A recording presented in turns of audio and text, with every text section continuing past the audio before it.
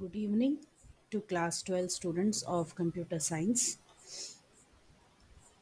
This video is the continuation of my sample question paper 2024-25 playlist.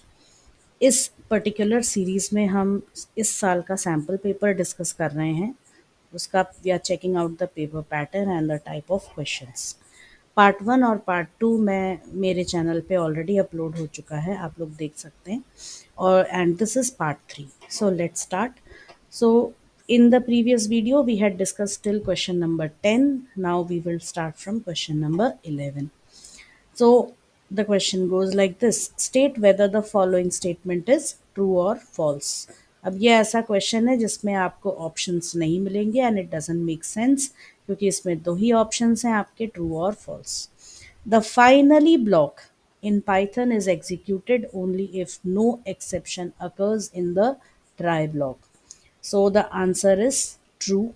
It's absolutely correct. एक finally block होता है आपके try और except block के साथ. ट्राई ब्लॉक में वो कोड रखा जाता है जिसमें हमें शक होता है कि इस पर्टिकुलर कोड से हमें कोई एक्सेप्शन मिल सकता है. एक्सेप्ट ब्लॉक में एक्सेप्शन हैंडलिंग कोड होता है, और एक फाइनली ब्लॉक होता है जिसमें हम वो कोड लिखते हैं जो चाहे आपका ट्राई ब्लॉक मतलब एक्सेप्शन रेज हो चाहे नहीं हो, irrespective of that fact finally में जो भी कोड होता है वो एग्जीक्यूट हमेशा होता है. So this option is true, right. Question number 12. What will be the output of the following code. अब देखिए आउटपुट वाला क्वेश्चन आ गया है यहाँ पे. तो देखते से ही लग रहा है DEF कीवर्ड यहाँ दिख गया, मतलब ये आपका फंक्शन चैप्टर से क्वेश्चन है. तो लेट अस स्टार्ट. तो फंक्शन हमें पता है कि फंक्शन तब तक एग्जीक्यूट नहीं होगा जब तक हम उसे कॉल नहीं करेंगे. तो वी विल यू आपको यहाँ पे एक स्टेटमेंट दिख रहा है C=10, because this is a statement in the global area, तो हमारा एग्जीक्यूशन यहाँ से स्टार्ट होगा. अब इस टाइप के क्वेश्चन में मैंने हमेशा आपको बताया है कि always draw a memory map. तो यहाँ पे एक आपको ये एरिया दिख रहा है विच रिप्रेजेंट्स द ग्लोबल एरिया. इस ग्लोबल एरिया में एक वेरिएबल है C जिसकी वैल्यू क्या है 10, राइट. अब यहाँ आ गया आपका फंक्शन. तो फंक्शन एग्जीक्यूट अभी नहीं होगा क्योंकि अभी तक हमने उसको कॉल नहीं किया है. तो we will skip and we will directly come down to this statement add. अब ये है फंक्शन कॉल. यहाँ पे आपके फंक्शन को कॉल किया गया है, मतलब अब आपका फंक्शन सीधे सीधे जंप लेगा यहाँ से कहाँ पे, इधर. तो ये आपका फंक्शन यहाँ पे जंप करेगा. अब आपको यहाँ पे जो भी स्टेटमेंट्स हैं उनको एग्जीक्यूट करना है. तो सबसे पहले तो यहाँ पे क्या यूज किया गया है, you can see a global keyword has been used. Global keyword क्यों यूज किया. अच्छा, एक स्टेप मैंने मिस कर दिया एंड दैट इज, जैसे ही आपका फंक्शन कॉल हुआ और जैसे ही प्रोग्राम का कंट्रोल आपके फंक्शन पे गया, वैसे ही एक लोकल एरिया भी बन जाता है. ग्लोबल के अंदर ही लोकल एरिया आता है. तो आपको यहाँ दिख रहा है कि एक लोकल एरिया बन गया. अब इस लोकल एरिया में सबसे पहला स्टेटमेंट क्या है, ग्लोबल C, विच मीन्स कि हम उस C को एक्सेस करना चाहते हैं which is the global variable. मतलब भले ही यहाँ हम लोकल एरिया में हैं लेकिन हमें किसे एक्सेस करना है, इस C को. तो C=C+2, मतलब इस स्टेटमेंट के बाद आगे आने वाले जितने भी स्टेटमेंट्स होंगे उसमें इस ग्लोबल वेरिएबल C को ही एक्सेस किया जाएगा. तो क्या लिखा है, C=C+2, which means this association will be broken now. अब इसका कोई मतलब नहीं है, इस एसोसिएशन का कोई मतलब नहीं है. So I am going to rub this statement over here and अब इसमें this c is going to point to some other memory area जहाँ पे 10 + 2 12 को ये पॉइंट कर रहा होगा। तो अब 10 जो है it is an invalid memory location जो गार्बेज कलेक्शन यूज करके वापस हीप मेमोरी में चला जाएगा and C will be pointing to a new variable that is 12। अब देखिए यहाँ पे सारे चेंजेस कहाँ हो रहे हैं, ग्लोबल एरिया में। इस टाइप के क्वेश्चंस को जितना आप ये डायग्रामेटिकली करेंगे उतना ही आपका जो है आप इजीली उस पिक्चर आपके सामने क्लियर हो जाएगी कि करना क्या है इन क्वेश्चंस में या कहाँ क्या चेंज आ रहा है। So always my advice is please draw this diagram and analyse such questions. Next is print C and hash. अब सी की वैल्यू प्रिंट हो जाएगी, क्या है सी की वैल्यू 12 जैसा कि यहाँ पे आपको ऑलरेडी दिख रहा है, और एंड हैश तो इसके बाद एक हैश टैग लग जाएगा। अब एंड में हैश का मतलब क्या है, देखिए प्रिंट में एंड एक आर्ग्यूमेंट होता है जिसकी डिफॉल्ट वैल्यू क्या होती है स्लैश एन, जिसका मतलब क्या होता है लाइन ब्रेक। मतलब जो भी आपको प्रिंट करना है वो प्रिंट करिए और उसके बाद लाइन को चेंज कर दीजिए। लेकिन यहाँ हमने उस स्लैश एन को हटा के उसकी जगह पे क्या रख दिया है हैश, जिसका मतलब है अब लाइन ब्रेक नहीं होगा। हैश के बाद जो भी प्रिंट होगा वो इसी लाइन में प्रिंट होगा। तो अब हमने जैसे ही लास्ट स्टेटमेंट इस फंक्शन के लास्ट स्टेटमेंट को एग्जीक्यूट कर लिया, अब देखिए लोकल एरिया में कुछ हुआ नहीं, बस लोकल एरिया बना है आपका लेकिन इसमें कुछ हुआ नहीं है और इसका एग्जीक्यूशन भी कंप्लीट हो गया है। तो this local area will now disappear. अब ये लोकल एरिया पूरी तरह से डिसअपियर हो गया। तो अब जो है अब हम वापस किस में आ गए हैं, ग्लोबल एरिया में। अब नेक्स्ट स्टेटमेंट हमारे पास मतलब अब आपका प्रोग्राम का कंट्रोल वापस एंड में इधर वापस आ गया। अब क्योंकि ये स्टैंड अलोन स्टेटमेंट था, कुछ भी वैल्यू यहाँ रिटर्न नहीं हुई है, तो सीधे हम चलेंगे नेक्स्ट लाइन पे, दैट इज c इक्वल्स 15। अब फिर से आपको यहाँ दिख रहा है कि c को हम किस में पॉइंट करा रहे हैं, 15 में। Now C is no longer pointing to 12, but C will be pointing to another value that is 15.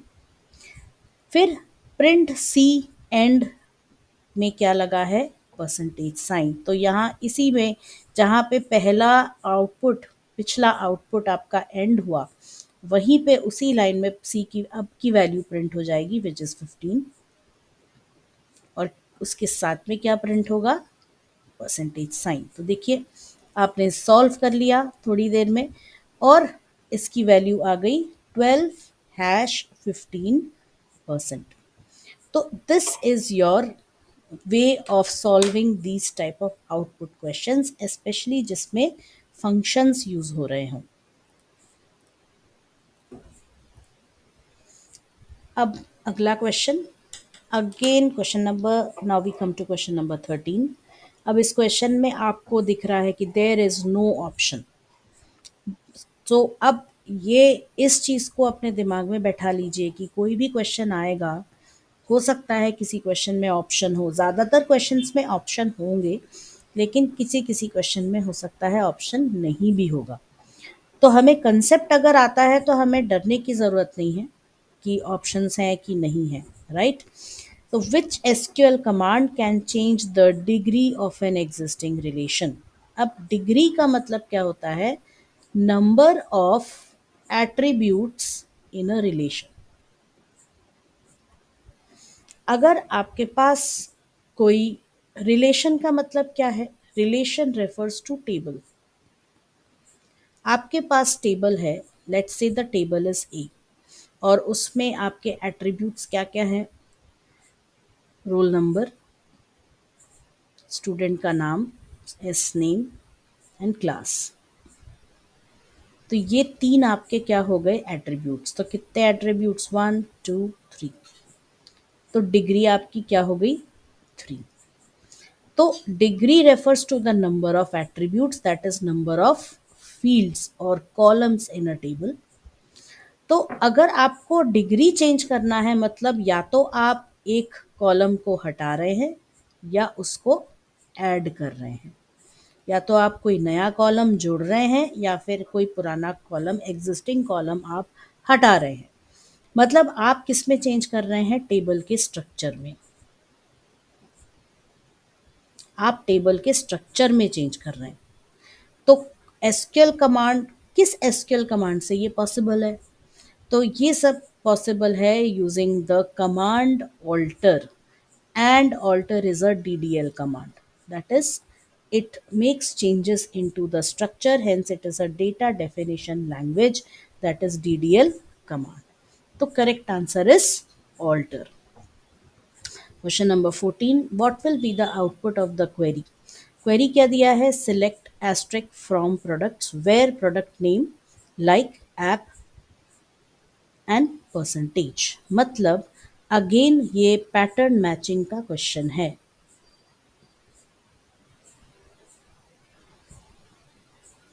और पैटर्न मैचिंग के क्वेश्चन में लाइक कीवर्ड यूज होता है, आपको पता है।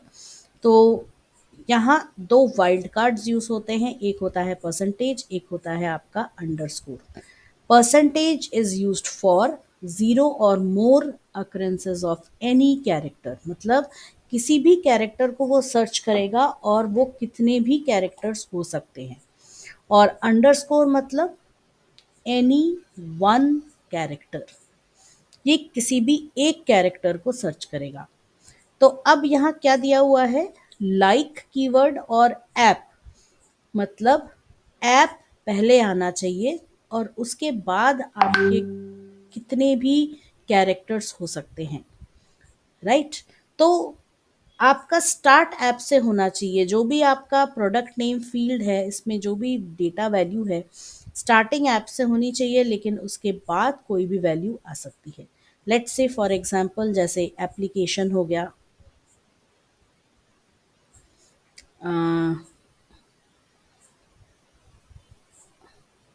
ऐप स्टोर हो गया, ठीक है। तो इस टाइप से जितने भी आपके वर्ड्स हो सकते हैं, right. The details of all products whose name start with app, ये सही है। Details of all products whose names and, नहीं। Names of all products whose name start with app.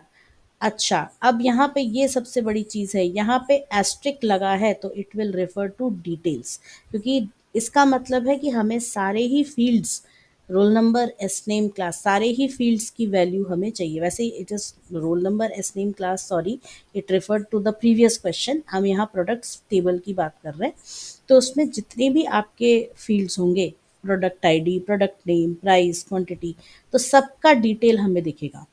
हमने यहाँ पे अगर सिर्फ प्रोडक्ट नेम, पी नेम लिया होता तो ये वाला आप ऑप्शन सही होता, that is C, names of all the products whose name start with app. लेकिन यहाँ हमने एस्ट्रिक लिया है तो correct answer will be A. Now the last question of today's video, question number 15।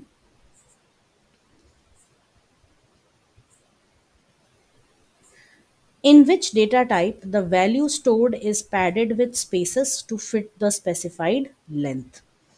Date तो होगा नहीं, वेर कैर ये भी नहीं होगा, फ्लोट भी नहीं होगा, करेक्ट आंसर इज कैर। तो कैर में क्या, कैर और वेर कैर में डिफरेंस क्या है? अगर हमने यहाँ पे एक फील्ड लिया है, लेट्स से स्टूडेंट नेम, एस नेम, और उसको क्या किया है हमने? कैर। और कैर कितने हमने इसमें कैरेक्टर्स लिए हैं? 20। तो अगर उसका नाम है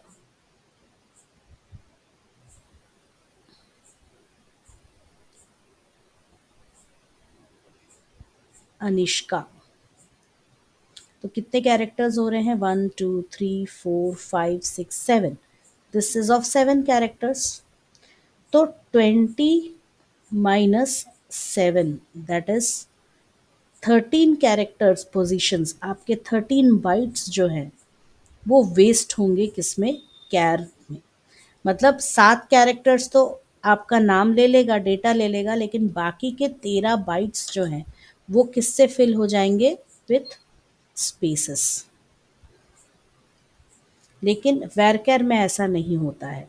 वेरकेर में जितने भी आपके कैरेक्टर्स हैं बस उतने ही कैरेक्टर्स के बाइट्स आपको दिए जाएंगे, and rest of the memory will be available for the next data. तो correct answer over here is char. So students, this was the third part of today's video.